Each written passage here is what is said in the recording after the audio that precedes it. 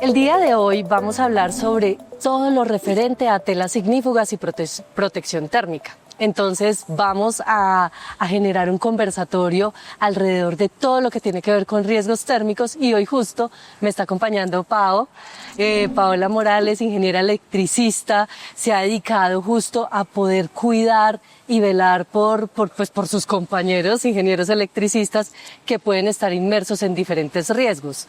Justo en Colombia ella ha estado trabajando de la mano con el Ministerio de Trabajo en generar normatividades, regulaciones, pues para que continuamente el personal que pueda estar expuesto a riesgos pues esté protegido. Pao, gracias por estar acá, gracias por acompañarnos siempre y bienvenida pues a este conversatorio que vamos a tener justo el día de hoy, aclarando dudas, entendiendo que en el mercado hay mucha desinformación, ¿cierto?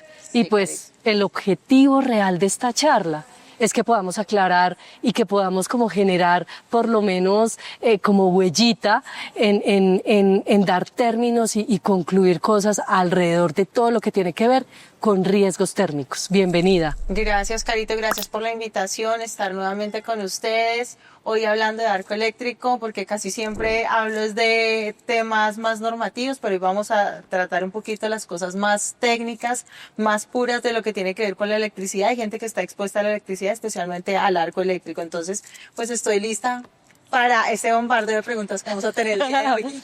Súper. Y no solamente vamos a hablar de arco eléctrico, la idea Sí. es que hablemos en general de todos los riesgos. Perfecto. Arco eléctrico, fuego repentino, metal fundido y pues digamos las normatividades y también cómo podemos proteger a los usuarios. Claro que Entonces pues sí. para eso, Pau, y aprovechando que tú eres ingeniera electricista, ¿qué es un arco eléctrico? Bueno, de ahí tenemos que partir. Pues un arco eléctrico a nosotros nos enseñan en la universidad que es básicamente una descarga que ocurre entre dos puntos, que se generan pues a través del aire, generando lo que son calores intensos, en material particulado fundido, luz intensa. Digamos que esas son como las características principales de un arco eléctrico. Súper. Digamos que a nivel de normatividad hay que entender que para el arco eléctrico hay normatividades a nivel internacional. La NFPA 70 es como la mamá de las normas, ¿cierto? Y a nivel de pruebas, pues la STMF 1506, pues que es la que nos mide pues como ese nivel de riesgo al que van a estar expuestos los usuarios y digamos como por donde nos regimos todos, ¿cierto? Sí, y nosotros tenemos que tener en cuenta que, bueno, ahorita que hablemos un poquito más de las diferencias, así como entre la parte normativa y la parte regulatoria, vamos a darnos cuenta que la NFPA 70E nos sirve a nosotros, o fue el derrotero para nosotros dentro del Ministerio del Trabajo para construir nuestra 5018 en su artículo 33 para hablar de todo lo que tiene que ver con prendas ignífugas, todo el tema de arco eléctrico, pues para la protección de los trabajadores. Pau, a mí me encanta cuando tú hablas de las 5 reglas de oro. Ay, sí. Cuéntanos. No, pues las 5 reglas de oro son las 5 reglas que tenemos en el sector eléctrico para hacer una desenergización en un circuito. Entonces, estas 5 reglas de oro me gusta enfatizar mucho en ellas porque aunque son súper habituales, nosotros tenemos en cuenta que son 5 que son 4 inamovibles y una de seguridad. Entonces, las 4 inamovibles son desenergizar cada una de las fuentes de tensión, o sea, hasta el corte de cada una de las fuentes de tensión. Segunda, hacer el bloqueo y etiquetado de estas fuentes de tensión. El tercero es verificar la ausencia de tensión. El cuarto, básicamente, es poner a tierra y en cortocircuito. Y en este punto es cuando nosotros realmente sentimos que tenemos seguro a nuestro trabajador, Okay. en ese punto específico. Y finalmente nuestra regla de seguridad, que es la señalización y demarcación de nuestra área de trabajo. Pau, pero teniendo en cuenta eso, ¿cuáles son esos peligros asociados a un arco eléctrico? Bueno, los peligros, pues evidentemente a una quemadura grave, obviamente, por eso es que utilizamos nuestras prendas. Otros peligros que ya vienen por sí de la ráfaga y de la explosión, pues son, digamos, accidentes en la parte ocular, en los oídos. También tenemos que tener en cuenta que debido a que existe toda esta explosión, se generan humos que nosotros podemos inhalar y que pueden ser peligrosos para el trabajador. Súper. Pau, ¿a cuánto puede llegar un arco eléctrico? Uy, Esa es una excelente pregunta, pero podemos hablar de que puede llegar a más de 20.000 grados Celsius, que es superior a la temperatura de la superficie del Sol. Justo ese momento cuando está la explosión es que se genera ese plasma de calor, ¿cierto? Sí, exacto. Y ahí es donde hay mayor punto o mayor riesgo para los usuarios. Claro que sí. Por eso es que digamos que nosotros no solo hablamos de la prenda como tal, que es, digamos, es fundamental contar una prenda que sea acorde a la categoría que yo estoy trabajando, acorde al nivel de riesgo y a la energía incidente, que de pronto hablaremos más adelante, sino también contamos con otros elementos adicionales como son las botas dieléctricas, los guantes dieléctricos, las mangas, toda la protección facial, pues todo es un complemento. Utilizar, digamos, estos elementos para la extinción de arco eléctrico, como son las pértigas, todo digamos que es un complemento para esa protección del trabajador. Claramente entendiendo que un arco eléctrico tiene diferentes factores, ¿cierto? Pues cuando está la explosión, pues hay fuego, hay calor irradiado, pues lo que tú dices puede llegar hasta 20.000 grados centígrados justo en ese plasma de calor que hay inmediato en el arco eléctrico. Puede incluso la luz afectar la retina, el ruido afectar los tímpanos. Pero Pau, realmente cuando hablamos, digamos, de riesgos, y tú misma lo dijiste ahorita, pues la persona se puede quemar, pero ¿qué pasa ahí? O sea, ¿cuál es el post de ese arco si la persona no está protegida? Bueno, nosotros podemos ahí tener, obviamente, digamos, agravantes físicos, como pueden ser quemaduras, digamos, si no estoy protegido, quemaduras de segundo grado, que digamos que ese es como el objetivo de utilizar las prendas ignífugas. Puede haber pérdida de oído por las explosiones que se producen. Es necesario nosotros obviamente por eso contar con protección auditiva. También tenemos que tener protección ocular, que digamos nosotros utilizamos toda la protección facial completa.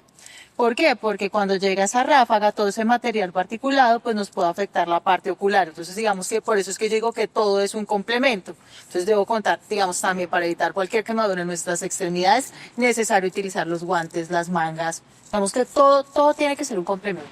Pau, pero ¿por qué se puede dar un arco eléctrico? Bueno, son diferentes causas. De hecho, el reglamento de instalaciones eléctricas nos establece que pueden ser desde malos contactos, cortacircuitos, apertura y cierre de seccionadores, apertura y cierre de transformadores con carga de potencia, con que no hayamos utilizado nuestro dispositivo para extinción de arco eléctrico, el no mantener distancias de seguridad, el hacer prácticas indebidas con los equipos, todo eso nos puede llevar a un arco eléctrico. Entonces digamos que son múltiples factores y de hecho se ha identificado que el 95% de los accidentes que ocurren tienen como factor de riesgo el arco eléctrico.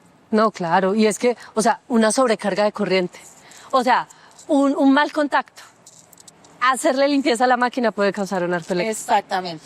No, sí. Y Pau, ven, a ver, cuando tú me has hablado mucho de que al interior de una compañía hay que hacer un análisis de riesgos, ¿cierto? Y eso es como de las cosas más importantes que se deberían tener en cuenta a la hora, digamos, de incluso establecer como parámetros, procesos para hacer alguna o instalación o mantenimiento eléctrico, Claro, ¿cierto? sí.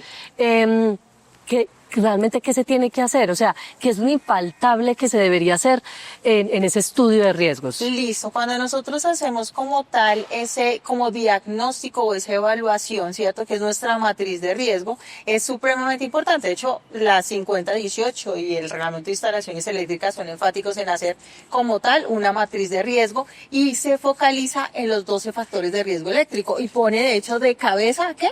A nuestro arco eléctrico. Digamos que esa es la cabeza, como te digo, el 95% de los accidentes tiene factor de riesgo arco eléctrico. Entonces lo que vamos a hacer es evaluar, ¿cierto? Y al evaluar nosotros vamos a determinar con la energía incidente cuál, digamos, es la categoría recomendada para esa actividad que va a hacer el trabajador. Porque obviamente nosotros no le podemos dar una percepción de, digamos, de falsa seguridad al trabajador y brindarle una prenda que realmente no lo está protegiendo. Que suele pasar mucho, no solo en el sector eléctrico, creo que en otros sectores que también tienen como factor de riesgo, el riesgo, lo que es arco eléctrico, sucede mucho, que les entregan prendas que no cumplen con, digamos, ese análisis de riesgo y pues genera falsa seguridad al trabajador.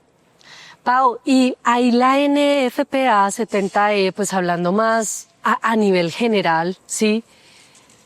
¿Qué papel juega en ese análisis de riesgo y cómo establece esos parámetros específicos para la protección de los usuarios? Sí, mira, la NFPA es una normativa internacional que nos viene básicamente a poner como todas las indicaciones que debo tener en cuenta para lo que es un arco eléctrico. Nosotros en Colombia, pues con obviamente la NFPA 70, esta parte normativa, nosotros necesitábamos que se volviera de carácter obligatorio. Al volver a carácter obligatorio vino el Ministerio del Trabajo y en su resolución que para los trabajadores, que es la 5018, viene y nos dice no, vamos a establecer que en el artículo 32 se vuelva de carácter obligatorio tener las 4 categorías que establece la NFPA 70 en el tema de prendas. Claro. O sea, ahí ya cogió toda la NFPA 70. Entonces, tenemos que tener en cuenta, digamos, esas dos normativas, pero también nosotros utilizamos, nos apoyamos de otras normativas, como tenemos la IEEE, ¿cierto? Que es enfocada en todo el tema de energía incidente, para los cálculos de energía incidente, y utilizamos otras metodologías y softwares. ¿Para qué? Para establecer, digamos, cuál es esa prenda adecuada para ese trabajador. Cuando hablamos de categorías, digamos que ahí es muy, muy importante establecer al interior de una compañía, pues ese análisis y ese estudio de riesgo, ¿cierto? Para determinar en qué categoría estoy. Sin embargo, también es muy importante determinar el ATPB, ¿cierto?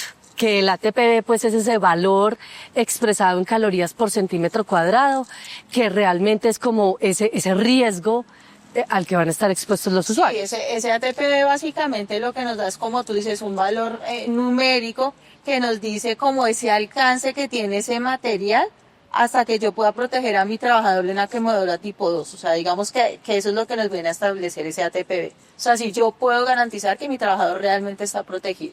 Perfecto. En la última actualización de la NFPA 70 se estableció que se podría determinar por categoría 1, 2, 3 y 4, siendo 1 la más leve, 4 la más elevada, donde está el mayor volumen de concentración, pues es categoría 2, ¿cierto? O que se podría hacer y determinar un resultado en calorías por centímetro cuadrado, que es el ATPB. Cualquiera de las dos es válida. Cualquiera de las dos, supremamente válida. Perfecto. Y Pau, ahí digamos que los EPPs juegan un papel importante, ¿cierto? Entonces cuando hablamos de los EPPs, justo para el sector eléctrico, ¿qué? O sea, ¿qué debemos tener en cuenta? ¿Qué hay que hacer? Listo, vamos a tener en cuenta que nuestro sector eléctrico no solo va a hablar del tema de prendas, como yo te dije, todo es un complemento. Entonces nosotros hablamos de la prenda, obviamente, que debe ser categoría acorde a lo que establece la NFPA y a lo que yo haya determinado con mi matriz de riesgos. Pero entonces, además debo tener, ¿qué? Mi protección facial completa, para evitar cualquier daño ocular, cualquier daño facial, protección auditiva también debo tener, debo contar con ya sea o el kit de guantes, que son 3 guantes que nosotros utilizamos en el sector, pero digamos para ciertos trabajos que se realizan utilizamos no el kit de guantes, sino utilizamos una manga dieléctrica, que también es supremamente funcional. Utilizamos también lo que son los tapetes dieléctricos, las botas dieléctricas, el dispositivo contra extinción de arco eléctrico. Tú vas a ver que es que son una cantidad de elementos que nosotros utilizamos para minimizar en lo posible cualquier tipo de accidente. Pau, hay una pregunta que a mí me hacen así frecuente y me encanta que hayas tocado en este punto el tema dieléctrico. Y siempre me dicen, Caro, necesito una prenda dieléctrica.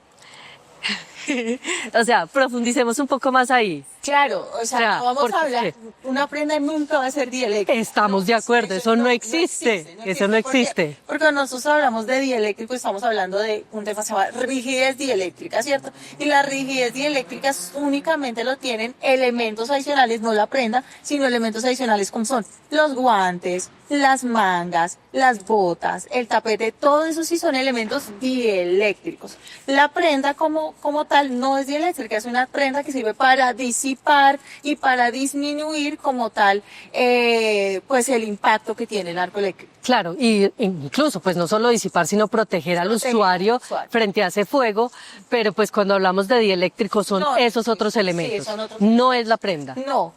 Y por eso digamos que también las pruebas y todo son totalmente diferentes, porque nosotros en ese tipo de elementos hacemos pruebas de rigidez dieléctrica, que no es lo que se le va a hacer una prueba a una prenda. Sí, claro. Pau, y para que aclaremos concepto, rigidez dieléctrica, pues cuéntanos, ¿qué es eso? No, pues cuando nosotros estamos hablando de rigidez dieléctrica, estamos midiendo el impacto, ¿cierto? Porque nosotros sabemos que cuando existe un arco, va a haber una perforación. Ok. Entonces lo que nosotros tenemos que ver es que ese impacto o esa perforación pues la aguante y la resista ese elemento dieléctrico, ya sea que entre por una bota, ¿cierto? El arco que entre por el guante, que entre por la mano. Se alcanza a ver el impacto, claro, pero no te va a pasar nada, porque eso es la prueba de rigidez dieléctrica. Perfecto. No debe suceder nada. Bueno, Pau, hablemos del ATPB. Ya me di un concepto que es ese valor expresado en calorías por centímetro cuadrado, pero quiero que profundicemos un poco en el ATPB. ¿Qué es? Ok, ese es un valor numérico que nosotros tenemos, ya lo dijimos, que determina como tal la energía incidente que aguanta el material para yo saber que mi trabajador, ¿cierto?, va a estar protegido de cualquier tipo de quemadura que sea pues de gran impacto, una quemadura tipo 2. Digamos que ese es el ATPB. Perfecto. Entonces, y con eso nosotros determinamos si es una categoría 1, 2, 3 o 4.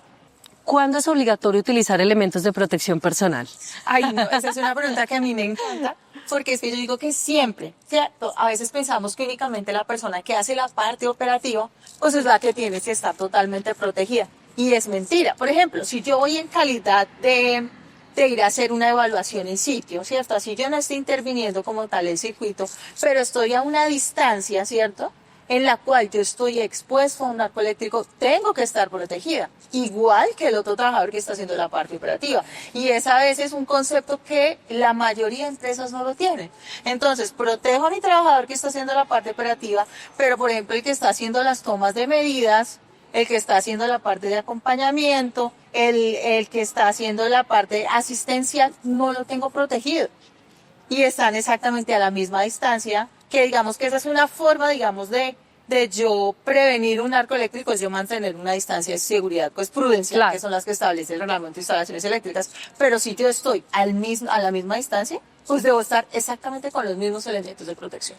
Pau, y es que un arco eléctrico puede llegar hasta una distancia casi como de 3 metros, yo he escuchado. O sea, puede en un entorno confinado, pues quemar a todos los usuarios que hay ahí. Exactamente, de hecho por eso nosotros, cuando hablamos y me preguntaste de las 5 reglas de oro, nosotros algo fundamental es la delimitación como tal del área de trabajo. ¿Por qué? Porque nadie ajeno al trabajo, ¿cierto?, que no esté obviamente con los elementos de protección necesarios, pues puede estar a esa distancia. Entonces es fundamental. De hecho, nosotros tenemos una gráfica muy bonita en el RETI que muestra eso. Te dice hasta dónde son tus límites de aproximación, hasta dónde puedes llegar con prendas o sin prendas, con elementos y sin elementos, pues para tú no tener ningún inconveniente. Lo que pasa es que obviamente una persona que no es electricista no los conoce, ni no tendría por qué saberlos. Claro. Pero digamos, la idea es que por eso se colocan conos, barras y todo eso para evitar ese tipo de accidentes. Listo. Hablando de otros riesgos térmicos, digamos que hay otras industrias que también pues están expuestas a fuego, ¿cierto? No claro, solamente arco eléctrico. Y la idea es que también profundicemos un poco en esto. Claro, Carito, pero yo creo que a mí me llevas tú la delantera. O sea, ahí sí yo no me voy a meter porque son temas que tú manejas. Entonces a mí sí me gustaría, por ejemplo, que me hablaras un poquito, por ejemplo, de qué es el fuego repentino, que me comentaras un poquito de otros riesgos que, digamos, también están muy parecidos o muy asociados a lo que es el arco eléctrico. Cuéntame un poquito. Súper. Entonces, digamos que el fuego repentino o flash fire se da por una saturación excesiva de gas que a una mínima chispa puede haber un incendio. El mejor ejemplo, pues la industria de hidrocarburos. Uy, claro. ¿Cierto? Donde hay una saturación de un gas inflamable y a una mínima chispa, que en muchos casos incluso solo por la presión de ese gas se puede generar el incendio. Y ahí cobra gran relevancia el uso adecuado de elementos de protección personal, pues porque es un incidente. Pues, así como en el arco eléctrico pensamos que no va a pasar nada, pues en la industria de hidrocarburos, pues también, ¿cierto? Sí, yo he estado ahí y digamos que a veces es inconsciente del riesgo que estás puesto. Claro, hay una normatividad incluso súper importante que ampara todo lo que tiene que ver con fuego repentino, que es la NFPA 2112. Esta es, digo yo, como la mamá de las normas para todo lo que tiene que ver con fuego repentino. Incluso la NFPA 70E se basó un poco en esta norma para sacar ciertos atributos en términos de protección. La norma lo que determina realmente es no determina, digamos, el nivel del riesgo, pues porque aquí es fuego. Literal, es fuego por ese gas saturado que pueda haber. Pero sí determina, cuando hablamos de prendas de protección, determinas ese porcentaje de quemadura corporal que pueden tener los usuarios al portar o al no portar prendas ignífugas. Ah, perfecto. Y entre menor sea ese valor, pues mayor es la protección, porque eso quiere decir que te vas a quemar menos porcentaje de tu cuerpo.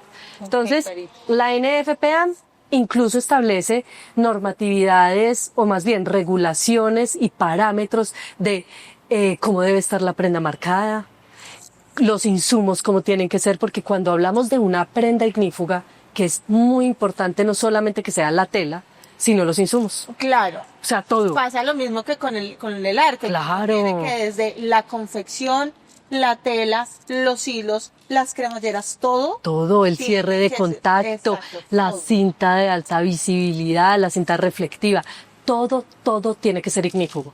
¿Por qué? Porque imagínate donde haya un arco, donde haya un fuego repentino y el hilo no sea el adecuado, pues se deshace, se cae la manga y el usuario se quema. Claro, claro que sí, todo tiene que estar totalmente certificado y acorde a la norma. Algo importante cuando a mí me preguntan en la prenda sobre los insumos, por ejemplo, es el bordado. Y en la NFPA se establecen esos parámetros de cómo se debe bordar la prenda. Y no puede ser directa la prenda. Tiene que ser sobre parche.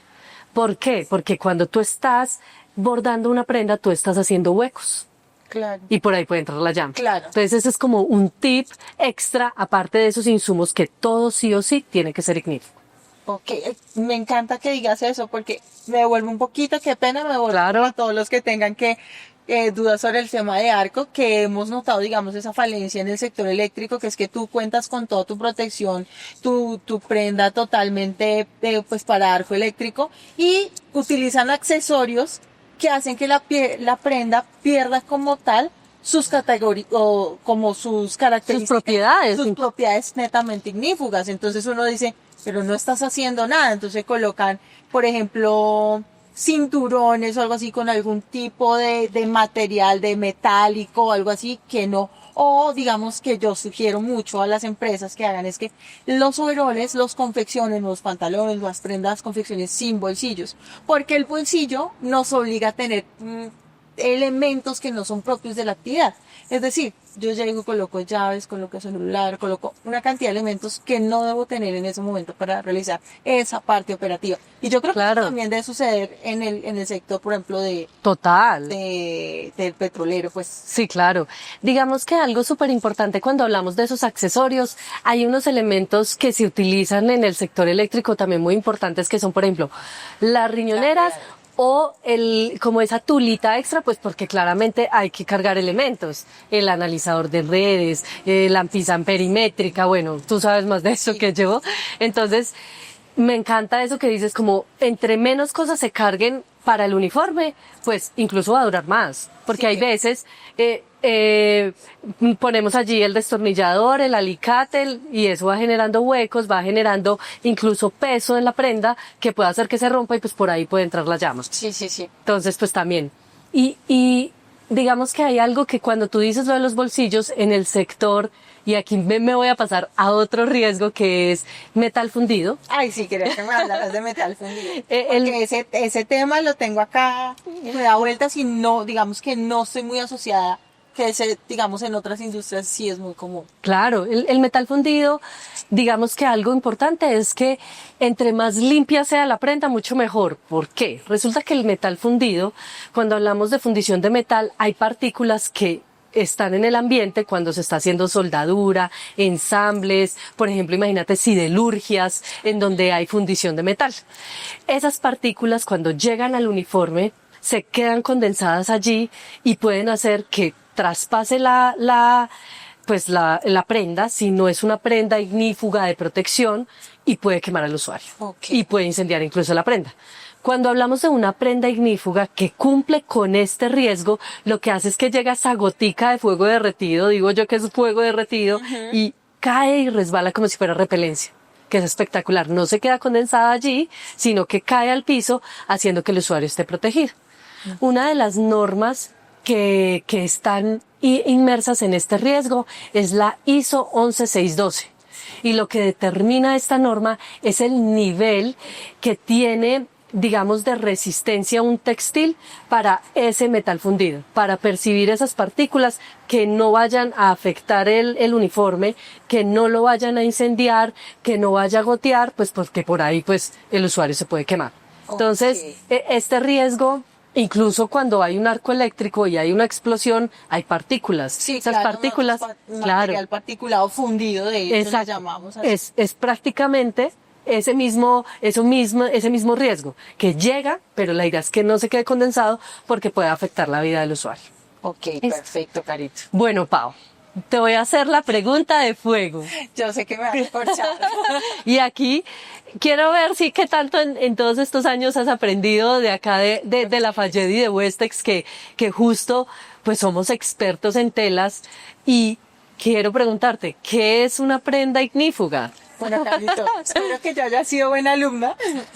Entonces, para mí, y en lo que llevo este tiempo trabajando contigo, creo que las prendas ignífugas son aquellas que fueron diseñadas como tal para proteger, digamos, al trabajador de lo que ya dijimos, un arco eléctrico, metales fundidos, para protegerlo de un flash fire, y que obviamente son prendas que tienen unas propiedades, por ejemplo, de disipar el calor, de que cuando yo, digamos, quito esa fuente de calor, pues obviamente la prenda totalmente pues se apague, que lo proteja, digamos, de esa ráfaga y de esas partículas de metales fundidos, como tú dices, que resbalen. Entonces yo creo que digamos que eso es como el fin de estas prendas ignífugas, ¿no?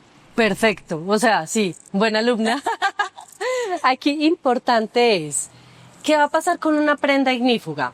Limitan la propagación de la llama. Ok. ¿Listo? Entonces eso va a hacer que el usuario esté protegido. Literal. Ahora, Pau, segunda pregunta de fuego. Uy. Estamos hablando de fuego, ¿cierto? Me están haciendo en evaluación. Bueno, ¿para qué sirve un uniforme ignífugo?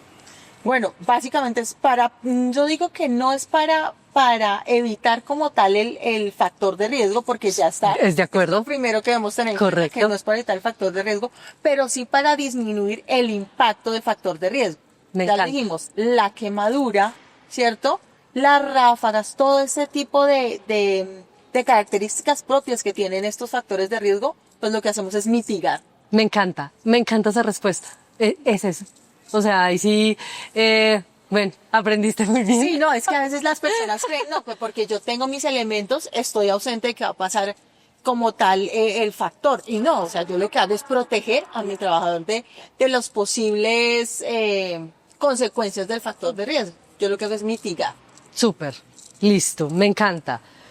Listo, Carito, pero yo quiero saber más de protección y de tejidos térmicos. Yo quiero saber mucho más. Me digas la diferencia entre un tejido térmico, un tejido común. Todo eso yo lo quiero saber. Ok.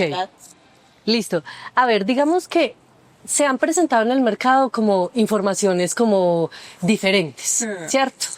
Y es muy importante entender la diferencia entre un uniforme de protección térmica y un uniforme de común. Sí. ¿Sí? El uniforme común es el que utilizamos en el día a día, en el que identificamos a una compañía y nos hacemos parte de una compañía. El uniforme de protección térmica va a proteger al usuario y tiene características especiales en protección, que tiene fibras inherentes o fibras ignífugas que van a hacer que el usuario esté protegido frente a riesgos térmicos, pues que es lo que hemos venido hablando. Claro, Carito, yo por ejemplo, una de las cosas que he visto, pues cuando he observado accidentes, por ejemplo en el caso de un arco eléctrico, una prenda que sea totalmente ignífuga nunca se vaya a adherir al cuerpo. En cambio, yo he visto personas, digamos, usuarios que han sido víctimas de un arco eléctrico y las prendas se le quedan totalmente fundidas al cuerpo. Es porque no son prendas de protección y no están utilizando adecuadamente, pues ahí volvemos a los elementos de protección personal, que es lo más importante. O también sucede que también he visto casos cuando no utilizan la categoría necesaria. Claro, hay algo ahí que me sale justo en este momento, y es que no solamente cuando hablamos de prendas de protección, no necesariamente porque sea algodón ya es de protección.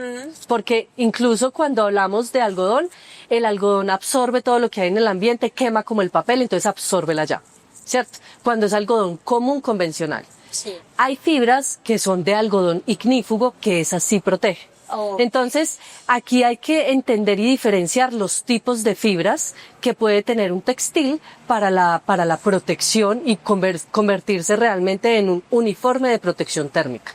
Perfecto. Listo, hay diferentes tipos de fibras. Y ahí el uniforme es que cobra gran relevancia. Ok, Carito. A mí me han preguntado mucho y yo digamos que lo experimento como usuaria de estos elementos de protección, pero mucha gente me ha preguntado, oye, ¿y es cómo utilizar este tipo de prendas? Y yo personalmente, gracias Carito por patrocinio de Lafayette, pero personalmente pues he tenido diferentes tipos de prendas y creo que sí es muy cómodo. Lo que pasa es que a veces nosotros nos queremos hacer incómodas las prendas. Claro. Digamos, ¿qué es lo que pasa? A través de los años, y esto, digamos que en general de la industria textil, continuamente nosotros como textileros estamos evolucionando en fibras textiles. ¿Por qué? Porque, pues así como evoluciona un celular, pues también las fibras textiles evolucionan y tienen diferentes características que van a hacer que la prenda nos dé beneficios y atributos especiales. Cuando hablamos de prendas ignífugas, digamos que así como el celular se actualiza, pues las telas también. Entonces hoy por hoy hay muchos textiles ignífugos como el que nosotros te dimos a ti, que tiene tecnologías de control de humedad. Ese control de humedad, ¿qué va a hacer? Absorber el calor corporal, lo esparce y seca fácilmente, haciendo que sea muy cómodo. Sin embargo, aquí hay que tener algo como en cuenta. Cuando hablamos de una prenda ignífuga, es muy importante entender el peso de la prenda. Ok. Sí, digamos que entre mayor peso, mayor protección, Ok. ¿cierto? Eso es directamente proporcional. Sí. En la mayoría de los casos, no es la regla, porque también influyen las fibras textiles. Hay diferentes fibras textiles que protegen y que pueden tener bajo peso, pero que va a dar mucho confort. Ok. Sí, porque claramente no es lo mismo nosotros portar una prenda que pese 1 kilo a que pese medio kilo, ¿cierto? Creo que sí. Ese estrés térmico de llevar una prenda pesada, pues también puede generar ciertos factores en el nivel de confort. Y es que eso es necesario, o sea, yo que he estado trabajando últimamente en lugares donde, digamos, el clima no nos ayudaba mucho porque climas bastante húmedos, mucho sol, entonces uno sí siente mucho, es desgastante si uno no está con una prenda adecuada, si uno no Claro. siente una prenda cómoda, con confort, respirable, es súper importante, o sea, sí, yo agradezco a Lafayette por mis prendas. Pero Carito, yo quiero saber cuánto dura un tejido de protección térmica, cuánto me va a durar mi uniforme.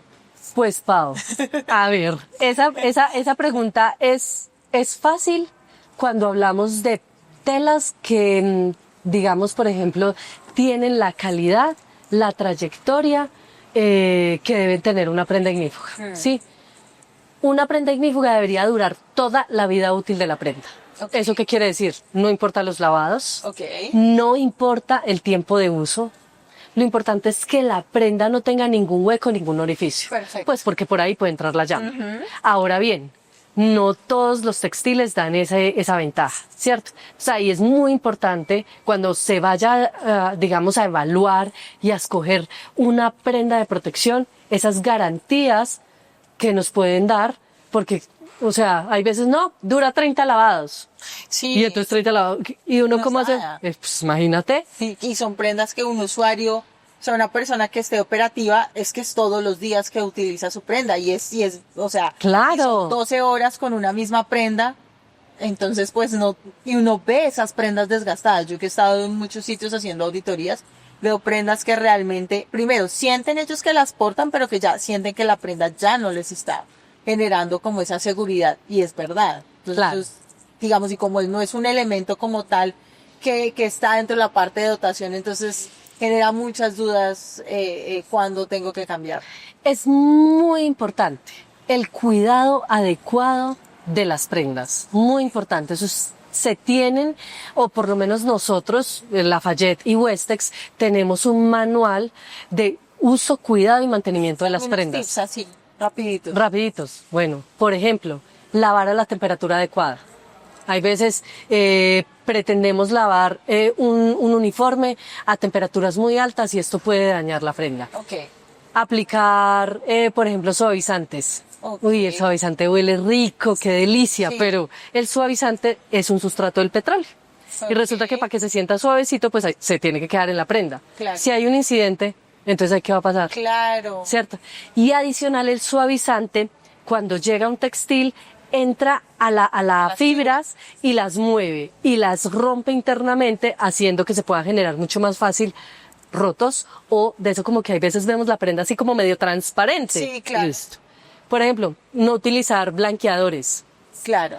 Porque resulta que el blanqueador, pues primero daña el color, Sí, es ¿cierto? todo corrosivo el Pero blanqueador. exacto, corroe la fibra y al corroer la fibra lo que va a hacer pues es que se pueden generar rotos y por ahí puede entrar la llama. Perfecto. Desengrasantes. No puede pasar, o sea, no puedo utilizar el desengrasante de la máquina para el desengrasante del uniforme. Son elementos completamente diferentes y esos desengrasantes tienen elementos corrosivos que van a hacer que afecten la prenda y vaya a generar un hueco. Ok. Y como te dije ahorita, si la prenda tiene un hueco o un orificio, hay No te que prende. sustituir la prenda. Ok. O sea, yo no le puedo poner Hacer remiendo. un remiendo nunca. Nunca. O sea, ese sí, mayúscula sostenida y negrita, porque resulta que, y digamos que esto yo lo digo en las charlas técnicas que tengo, cuando una prenda tiene un hueco es porque ya está levantando la mano y está diciendo, venga, ya estoy desgastadito, cámbieme, ¿cierto? Claro. Y hay que hacerlo, porque aquí estamos hablando de la vida de un usuario.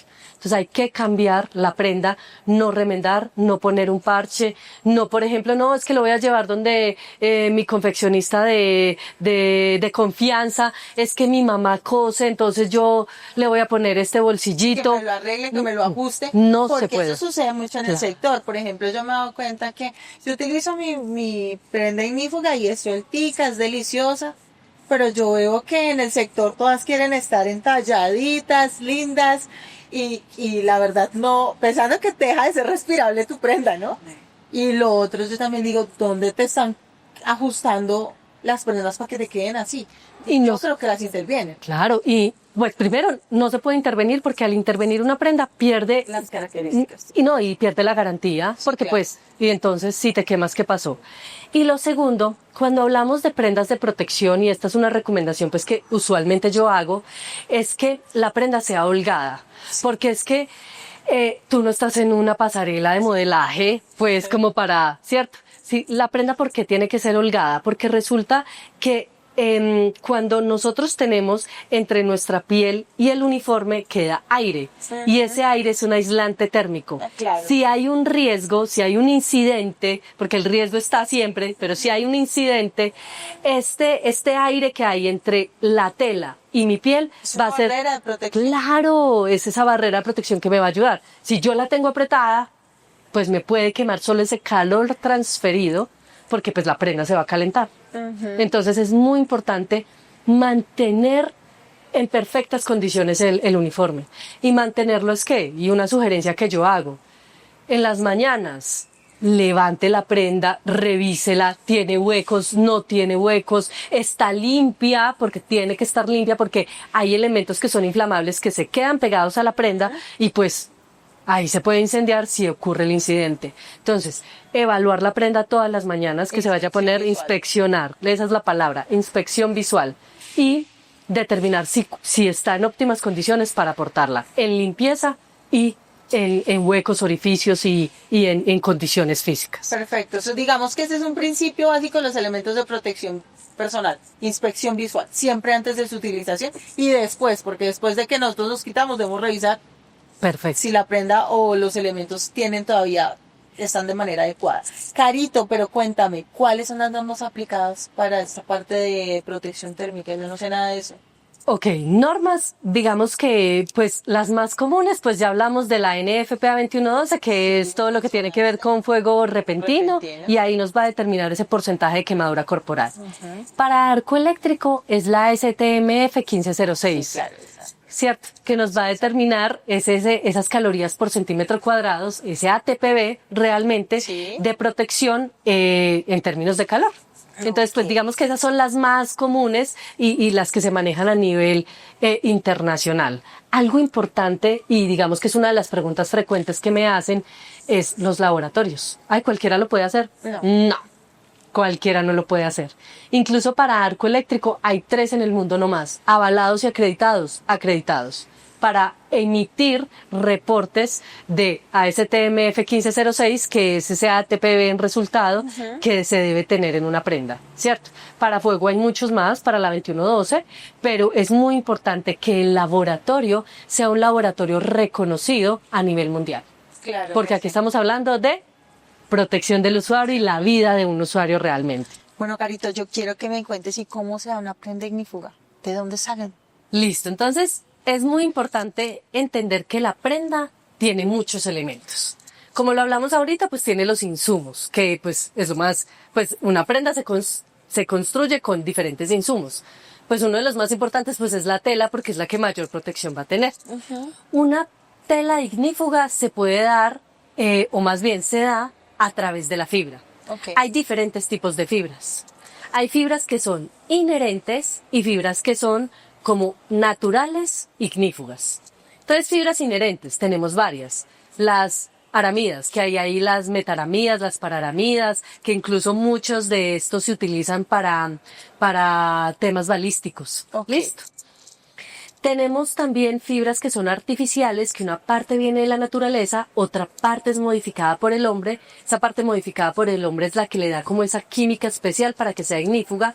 Ahí tenemos, por ejemplo, el Lenzing FR, que es artificial y que le da esa propiedad ignífuga. Y tenemos las naturales ignífugas, que son, por ejemplo, el algodón. Hay algodón ignífugo.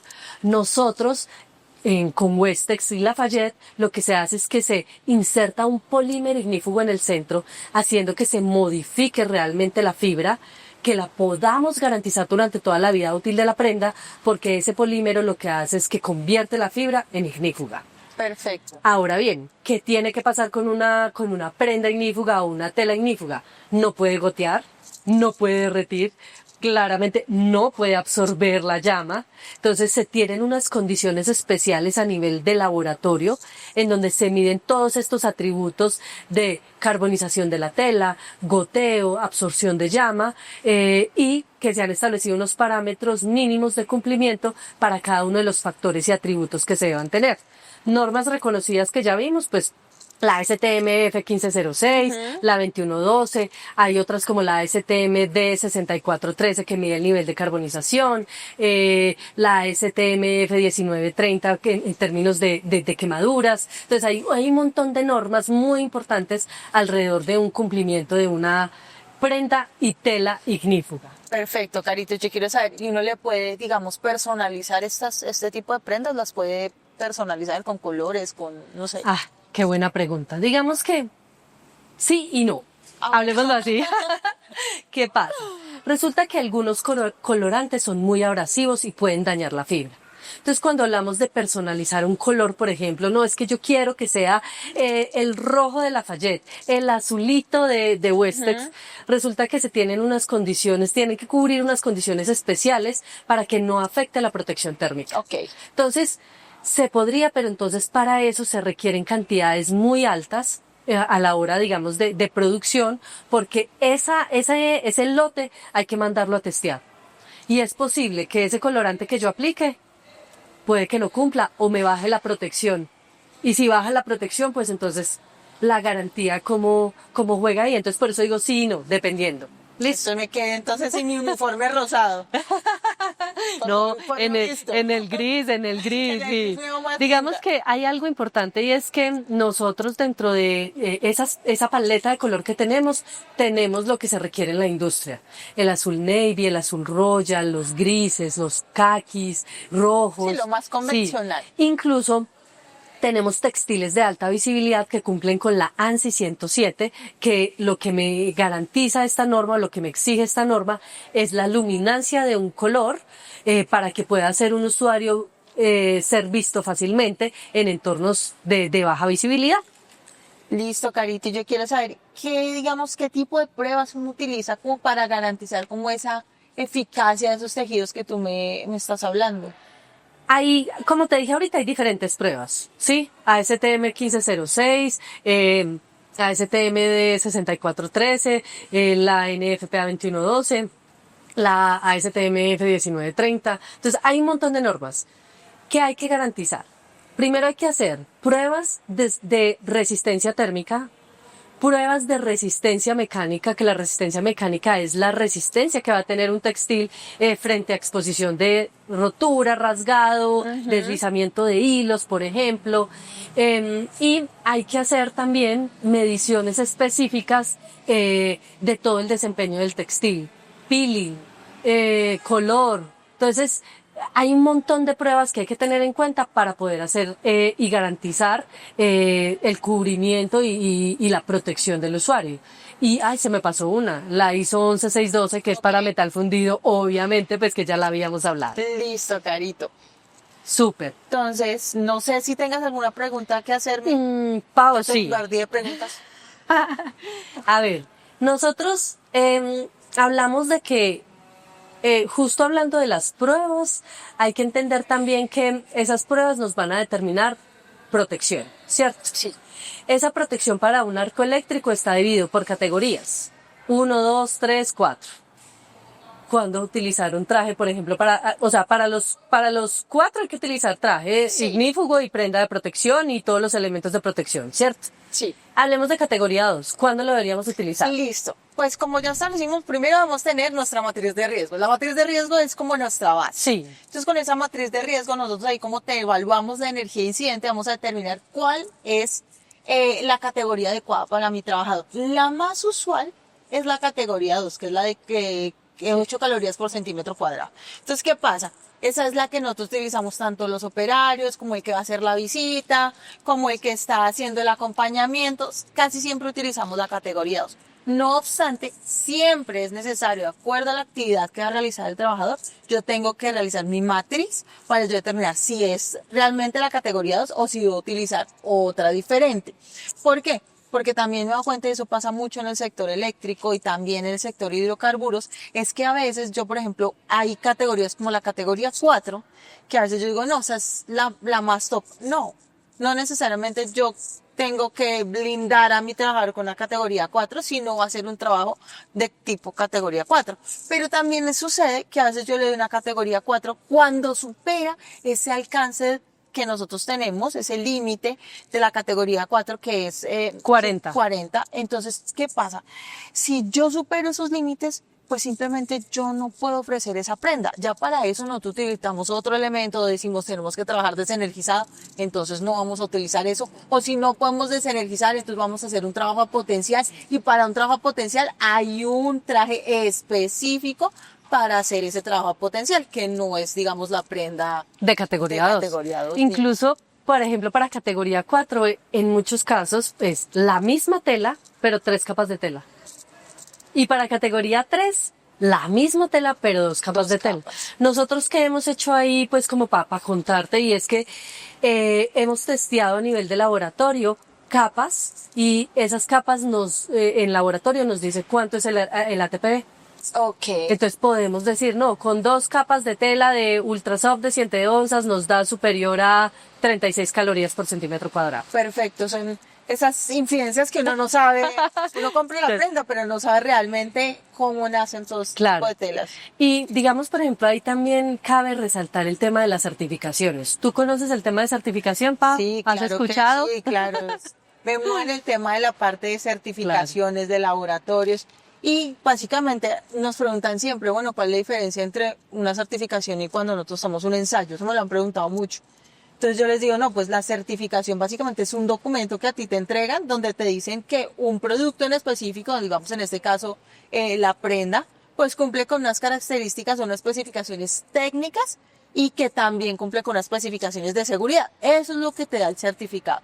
Cuando ya te hablan a ti de unos ensayos, pues son todas esas pruebas que yo tengo que hacer acorde a la norma, correcto, ¿cierto? Para garantizar también tanto la calidad como la seguridad del producto. Correcto. Es Y básicamente. digamos que cuando hablamos de certificados en prendas ignífugas, hay un ente internacional que se llama UL. En Colombia también está en Contec, pues como para Sí. que sepamos.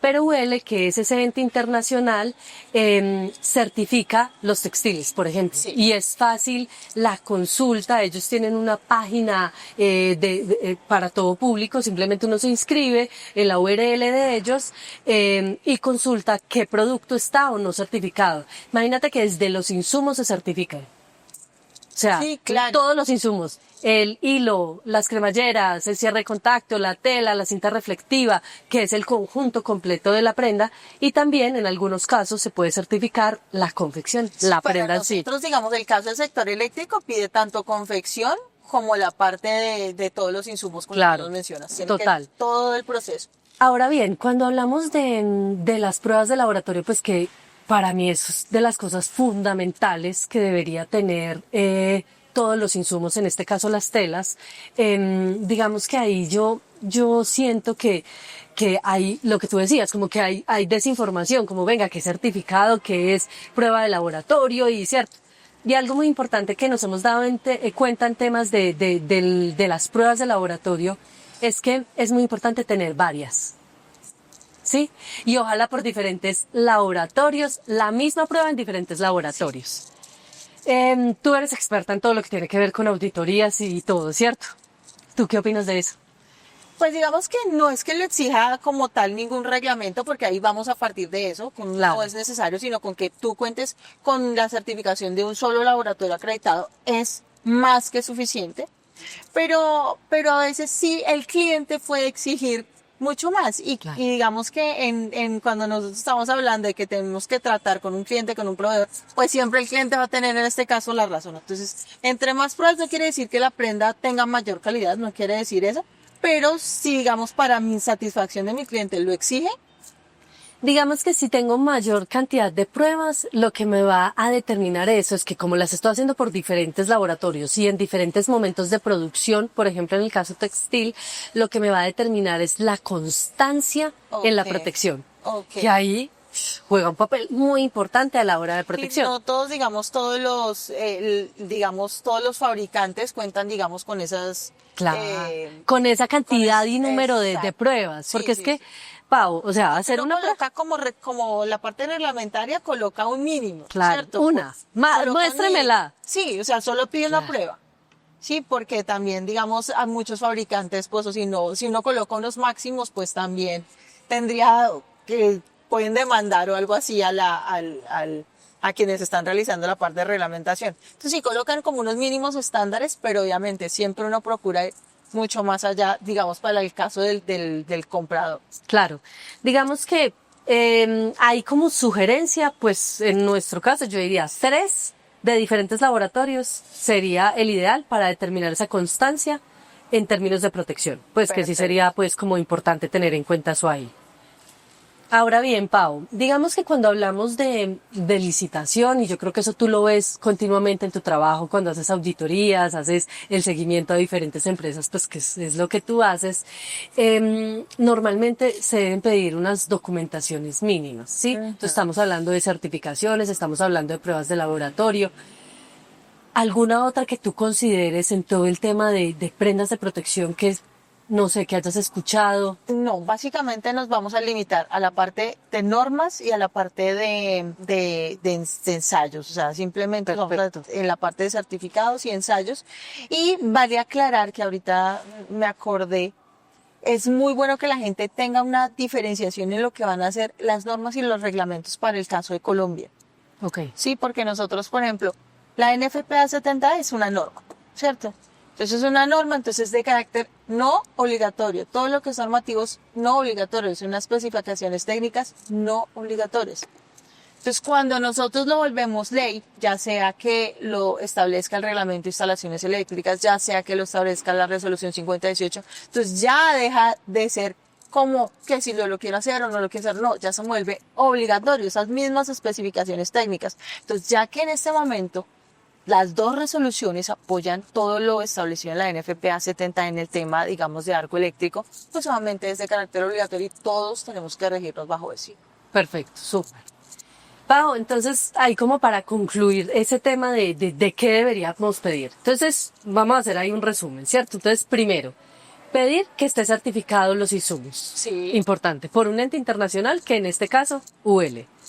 Pedir pruebas de laboratorio asociadas al riesgo. Si estoy con arco eléctrico ASTM 1506, Exacto. si estoy con fuego repentino NFPA 2112, si estoy con metal fundido ISO 11612, ¿cierto?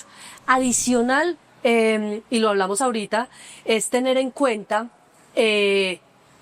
una guía de uso, cuidado y mantenimiento de las prendas. Claro, eso es fundamental. Sabes que eso es fundamental y quiero apoyarme en esto también para todos los que son y trabajan en la parte eléctrica o que tienen como riesgo lo que es el arco eléctrico, es que nosotros debemos capacitar a los trabajadores en el uso adecuado de los elementos de protección personal. No es solo suministrarlo, porque yo puedo suministrarlo y por ejemplo hay muchas cosas que tú por ejemplo hoy me informaste desde el tema del lavado y cosas que no sabe uno. Claro. Y de pronto tú le puedes entregar el manual, la guía a la persona que la utiliza y no la lee. Por eso es necesario que se le haga esa formación y es de carácter obligatorio. Perfecto, me encanta.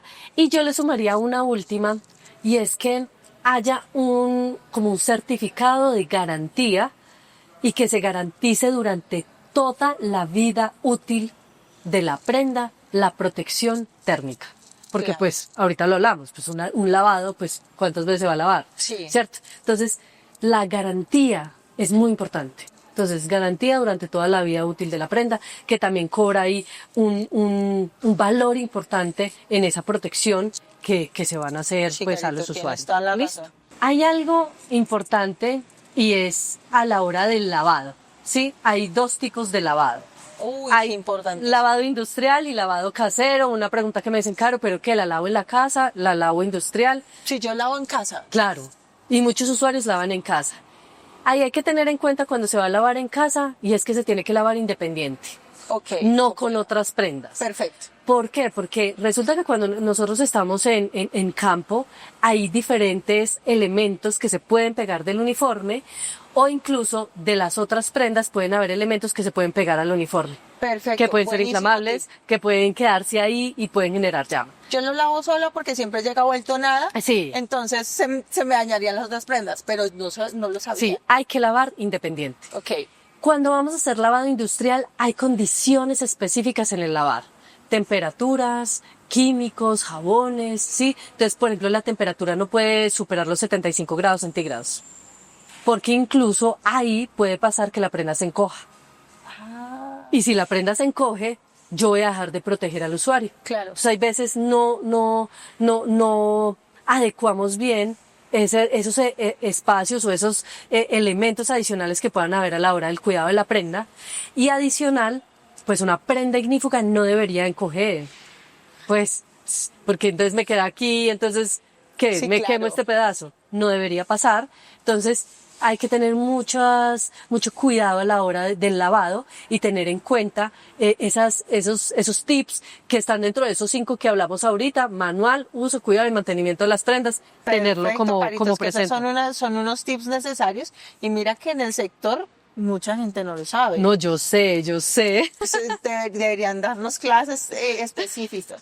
Yo tenía otra duda y me surgió de hace un tiempo que estuve en campo y es la aplicación de repelentes o de cualquier tipo de, no sé, Antimosquito. antimosquitos. Yo me acuerdo que me tocó utilizar en una ocasión Vivaporu con alcohol y me pidieron porque era en un sector que era con muchas garrapatas y me dijeron que eso era lo más útil. Entonces, yo no sé si eso me afecte la prenda o yo estaba totalmente desprotegida. Claro. No debería afectar la prenda. Ok. Listo. Ningún químico que sea insecticida pues debería afectar la protección térmica, ¿cierto? Sin embargo, hay que tener en cuenta dos cosas. Hay unos que son muy corrosivos que al tenerlos y el uso frecuente puede dañar la fibra textil, haciendo que se pueda generar mucho más rápido el roto, el hueco y pues la sustitución del uniforme sea mucho más Y esa pronta. combinación mía de Vivaporu con alcohol. No hay problema, nada. Pero adicional, imagínate que hay otros insecticidas que son a base del DEET, Ah, ok. DEET, que pueden ser inflamables. Entonces ahí hay que tener mucho cuidado, porque si estamos utilizando una prenda de protección y le vamos a aplicar Claro. algo inflamable, pues entonces ahí qué va a Sí, pasar. además que los trabajadores se lo aplican no solo en el cuerpo, sino se lo aplican a la prenda. Claro. Para tener como doble protección según ellos. No, pero pues, o sea, no debería dañar la protección térmica de la prenda, pues que eso es muy importante. Listo. Entonces, Pau, para terminar, ¿cierto? Y como en tip de resumen de qué tener en cuenta para la prenda, ¿cierto? A la hora de no dañarla, digámoslo así.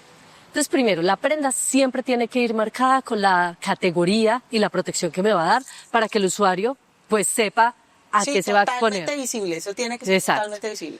2, no se puede modificar. La prenda tiene que ser exacta como me la entregaron. 3, no le puedo poner un parche, es que tengo un roto, entonces le voy a hacer un parche de... Modificaciones cero. Cero modificaciones. 4, no utilizar blanqueadores, abrasivos, no utilizar ni abrasivos, ni corrosivos, ni desengrasantes, ni cepillo, pues porque puede dañar la prenda, ¿cierto? Y muy importante que sí o sí se garantice durante toda la vida útil de la prenda la protección térmica. Eso sí es, o sea, porque pues no sabemos cuántas veces las va a lavar un usuario. Sí, claro, y además que son prendas de todos los días para los trabajadores. Algo importante y quiero como finalizar acá, Pau, y para tus colegas, y es como estar alertas, porque cuando a mí me entregan una prenda y una es muchísimo más económica que otra, ¿por qué no me hago la pregunta, venga, ¿qué tiene esta que no tiene esta? ¿Qué trayectoria tiene esta que no tenga esta? ¿Qué garantías tiene esta que no tenga esta?